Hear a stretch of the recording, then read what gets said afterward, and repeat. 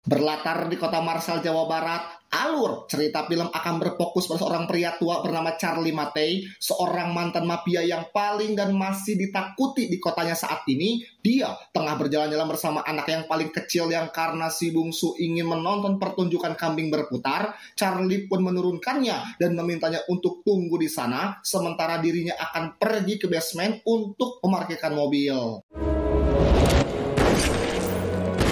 Dan ya, muncullah 8 orang yang menembaki Charlie dengan sangat brutal yang mustahil ada orang yang bisa bertahan dari tembakan sebanyak itu, di mana si bungsu pun harus bengong sendirian ketika sang ayah tak kunjung muncul untuk menjemputnya.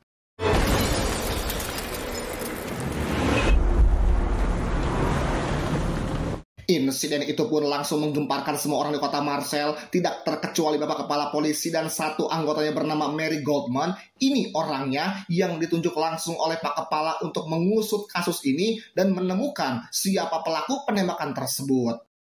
Condamné, Charlie Mattei semblait donc s'être retiré des affaires. Berkat insiden ini terkuaklah jika Charlie Mattei seorang mantan mafia yang dibilang pernah menjadi penguasa paling ditakuti di kota Marseille. Sejak muda dia sudah merintis karir sebagai seorang mafia dan berhasil membangun kerajaan bisnisnya sendiri seperti klub malam, pemilik karaoke, tempat judi, kasino, dono, indro, tempat pijat, hotel Oyo, kafe, restoran LPS, konter pulsa, briling, tempat fotokopi, dan masih banyak lagi bisnis lainnya. Sudah 3 tahun sejak Charlie memutuskan untuk bertaubat dan pensiun dengan menjual semua kerajaan bisnisnya kepada 2 orang mafia yang masih aktif, ada Zakia dan juga Aurelio. Mereka berdua sudah dianggap sebagai saudara sendiri bagi Charlie, yang hal itu pula lah alasan kenapa Charlie ini mempercayakan kerajaan ini kepada mereka berdua. Considéré comme un des derniers parrains de la cité phocéenne, a été Zakia sendiri terlihat sedang berkumpul bersama keluarganya. Dia baru mendapat kabar tentang insiden yang menimpa Charlie dan cukup terkejut saat mengetahui jika dia belum mati. Saat itulah kita akan diperlihatkan dengan watak arogan Zakia yang menjewer anak buahnya hanya gara-gara tidak mengetuk pintu terlebih dahulu. Je parle français, non? Non seulement faites mal votre travail. Sama seperti Zakia, Aurelio sang partner pun sama-sama kejamnya, bahkan lebih kejam saat dia menembak anak buah sendiri setelah diketahui mencuri sedikit uang organisasi untuk biaya pengobatan ibunya. Jelas mereka berdua tak kenal ampun, tak ada toleransi dan tak mau memaklumi, sehingga keduanya sudah sangat cocok sebagai partner bisnis.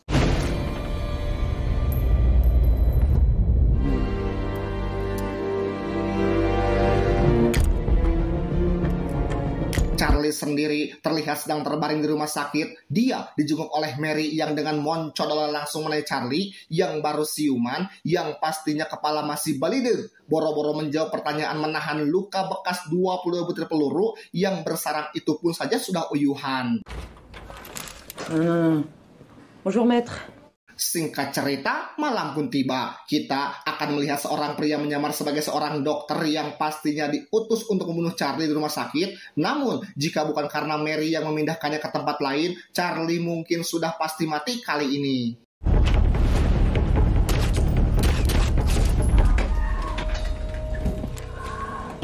Keesokan paginya, kita akan melihat rombongan Zakia datang ke rumah sakit untuk menjenguk seseorang yang sudah memberikannya kerajaan ini, di mana polisi yang berjaga pun sampai ketakutan dan memilih nyingkah setelah tahu bahwa Zakia datang ke sini untuk menjenguk. Dommage, sont belles ces fleurs. Dan setelah Zakia pergi, dokter pun datang untuk visit. Beliau memberitahu bahwa sebagian saraf Charlie sudah putus, yang mengakibatkan jari-jari tangan Charlie sekarang menjadi mati rasa, alias sudah tidak bisa digerakkan lagi, alias sudah tidak bisa dipakai untuk olahraga di kamar mandi lagi. Dieu a entendu mes prières. Il t'a sauvé. On a encore le temps. Tak lama, muncullah 2 mantan anak buah Charlie yang sudah sama-sama pensiun dari dunia mafia. Mereka membawa Charlie keluar dari rumah sakit untuk bertemu dengan seorang yang mengetahui tentang siapa pelaku penembakan tersebut.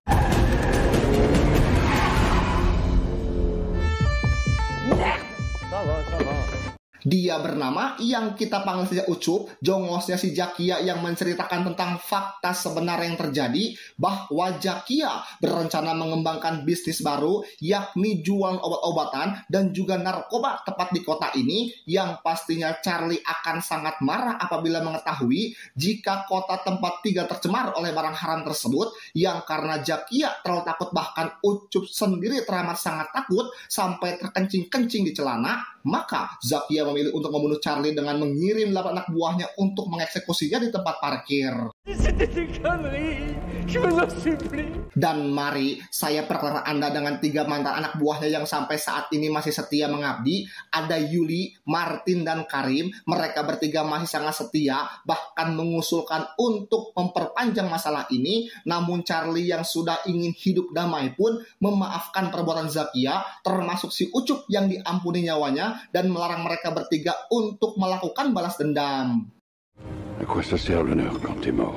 J'ai fait ça pendant 40 ans. Perintah adalah perintah. Charlie pun kembali pada keluarganya, begitupun dengan 3 mantan anak buah setianya yang kembali pada kehidupan normal mereka masing-masing. Yang di sini kita akan berfokus dahulu pada salah satu anak buah Charlie, yaitu Karim, yang kebetulan adalah berlatar belakang keluarga Muslim. Dia dan keluarga terlihat hidup bahagia dan damai dengan kesederhanaannya sampai muncul anak buah Zakia yang menculik dan membawanya ke suatu tempat. Je suis fier de toi, Hanina. Asma, on n'est pas embêté au dit.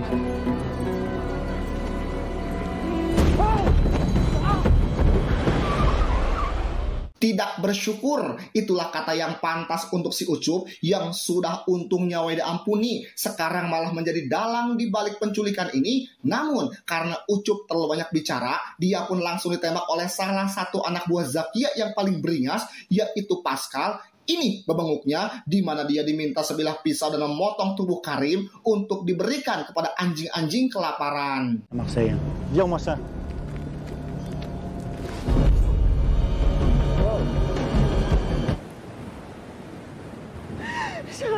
Sungguh betapa sakitnya hati Charlie saat harus menyaksikan kalau Karim menangis melihat tubuh dimakamkan di kuburan, tepat saat Pascal dan beberapa anak buah Zakia yang lain sedang berpesta merayakan ulang tahun salah satu rekan mereka. Allahu Akbar. Allahu Akbar. Allahu Akbar.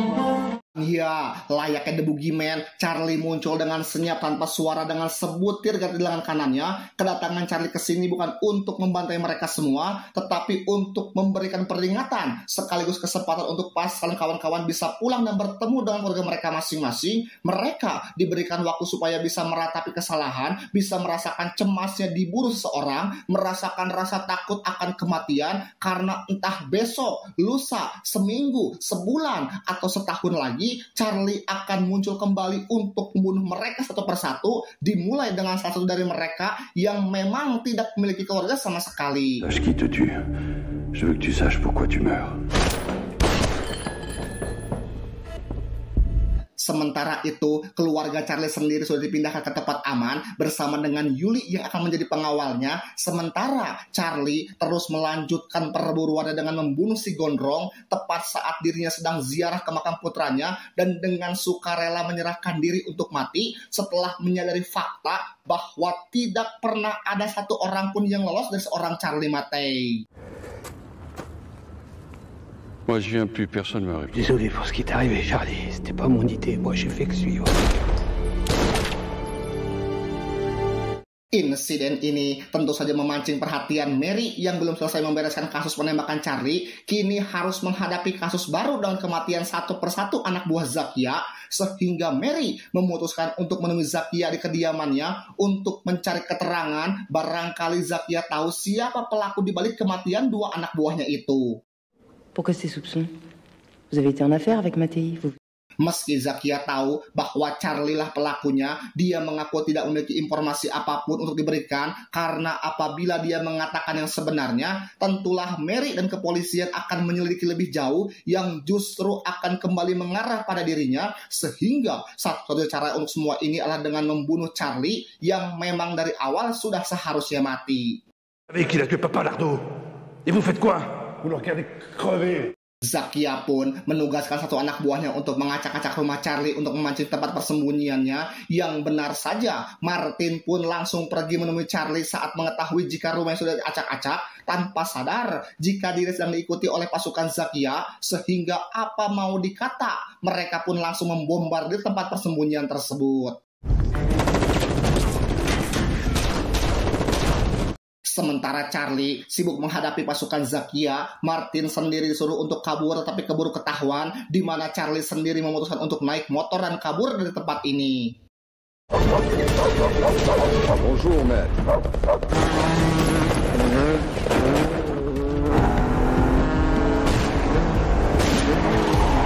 Dengan sengaja, Charlie menjatuhkan diri tepat di hadapan para polisi supaya pasukan Zakia tidak bisa menyerangnya. Sementara untuk Martin, dia harus dibaiat langsung oleh Zakia yang mengatakan agar lain kali katakan apapun yang diketahuinya, sehingga akhirnya ketahui bahwa Martin, satu dari 3 anak buah setia Charlie, lebih memihak kepada Zakia dan ada keterlibatan dalam aksi penembakan di adegan awal tadi.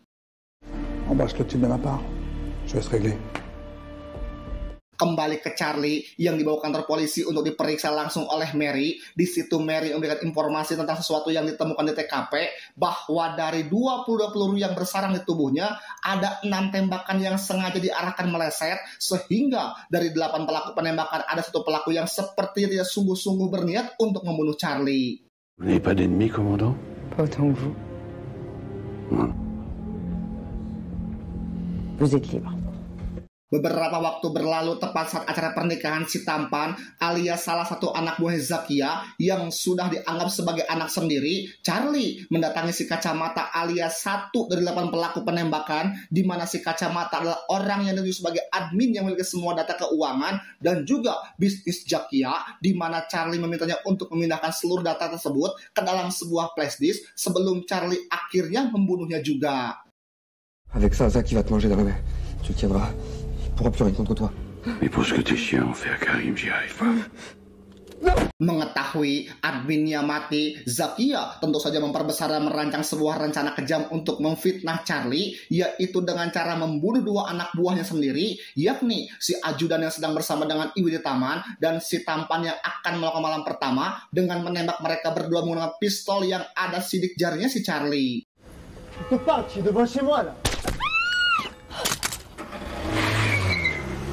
Otomatis, Charlie pun menjadi buronan polisi, di mana kepala polisi menugaskan Mary untuk segera menangkap Charlie. Namun Mary yang cerdas sudah bisa menebak jika semua ini adalah jebakan yang dibuat oleh seseorang, namun dia masih belum mengetahui siapa dalam dibalik keranatan kejadian ini. C'est bien la preuve que c'est un crétin. Le juge a délivré un mandat d'arrêt international contre lui. Alors vous... Karena Charlie menghilang entah kemana, Mary pun mencoba melacak nomor yang sering dihubungi Charlie, yakni nomor telepon keluarganya yang bersembunyi di suatu tempat, di mana percakapan itu berhasil disadap oleh Zakia ketika Mary berkunjung ke kediaman Zakia, sehingga pasukan Zakia pun langsung meluncur ke lokasi keluarga Charlie untuk menculik kedua anaknya.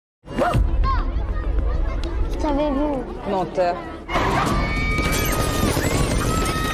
Yuli pun harus mati dalam kejadian itu, sementara anak sulungnya ditemukan babak belur di pinggir jalan dan sengaja dilepaskan untuk sebagai pembawa pesan bahwa apabila Charlie tidak segera menyerahkan diri kepada Zakia, mereka akan membunuh si bungsu juga.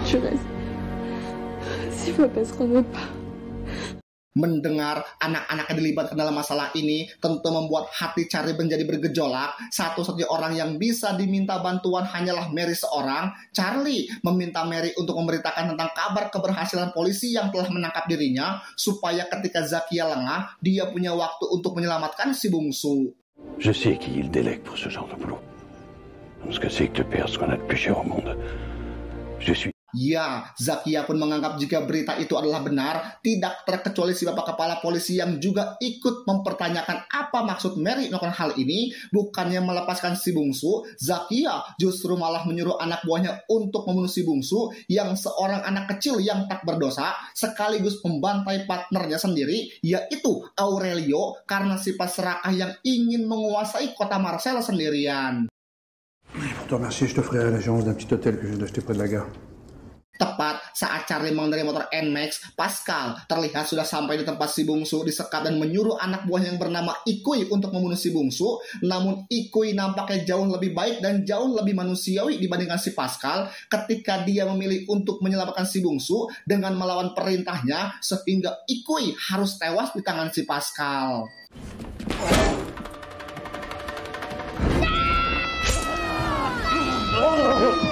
Saat si bungsu di bawah si Pascal itulah Charlie muncul di waktu yang tepat. Terjadi sedikit pertarungan yang tentu saja dimenangkan oleh Charlie, sehingga si bungsu berhasil diselamatkan, dan tepat di waktu bersamaan Aurelio dan pasukan yang ditemukan sudah tewas dibantai, sehingga Zakia mengira jika dirinya sudah menjadi pemenang dalam ketegangan ini.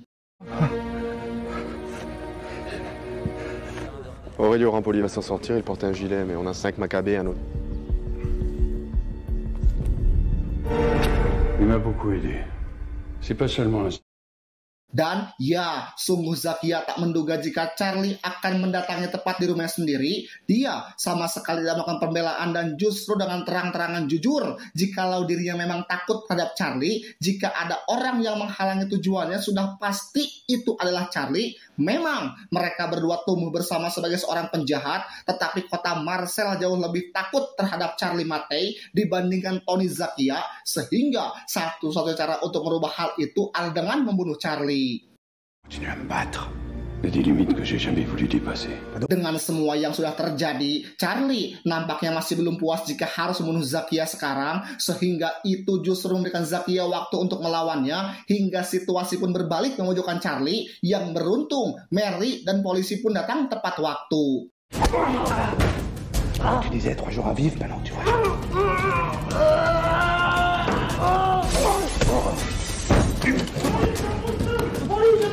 Keberhasilan Mary mengungkap kasus ini pun cukup membuat si bapak kepala polisi merasa sangat senang. Dia rupanya tidak jauh beda dengan Zakia yang memiliki sifat serakah, ingin membuat dirinya merasa hebat di depan bapak Perdana Menteri dengan meminta Mary untuk berpura-pura seolah bapak kepala polisi lah yang sudah menangani langsung kasus ini, sehingga Mary memberinya 1 kali tamparan sebagai bentuk self reward atas semua yang sudah dilakukannya. Dengan bantuan Mary pula lah, Charlie diperbolehkan pulang dan Zakia tentu saja akan dipenjara untuk waktu yang sangat lama. Saat akan pulang itulah, Martin pun menjemputnya dengan membawa pesanan Charlie sebelumnya, yaitu sepucuk pistol, di mana Charlie meminta Martin untuk jangan dulu pulang ke rumah, tetapi mampir dulu ke sebuah tempat untuk napak tilas terlebih dahulu. Tempat itu adalah TKP penembakan ketika dia dikhianati oleh semua orang, di mana Charlie akhirnya menyadari jika orang yang ke-8 itu adalah Martin, anak buahnya yang sudah dianggap sebagai keluarga sendiri, di mana Martin mengaku jika dirinya sama sekali tidak tahu jika target yang Zakia maksud adalah Charlie, dan itu jugalah yang menjadi alasan kenapa Martin sengaja mengarahkan senjata supaya meleset, karena pada dasarnya Martin memang tidak ada maksud untuk membunuh Charlie.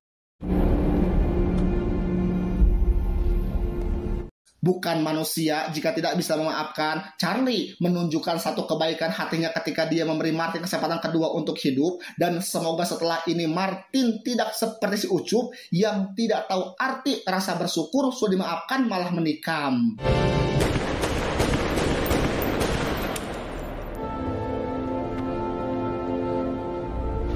Dan film pun diakhiri dengan Charlie yang sedang bermain bersama keluarganya tepat di pinggir pantai, yang dimana tiba-tiba terjadi gempa bumi yang sangat hebat, disusul dengan tsunami yang menewaskan Charlie dan juga keluarganya. J'ai resté auprès de ma famille le plus longtemps.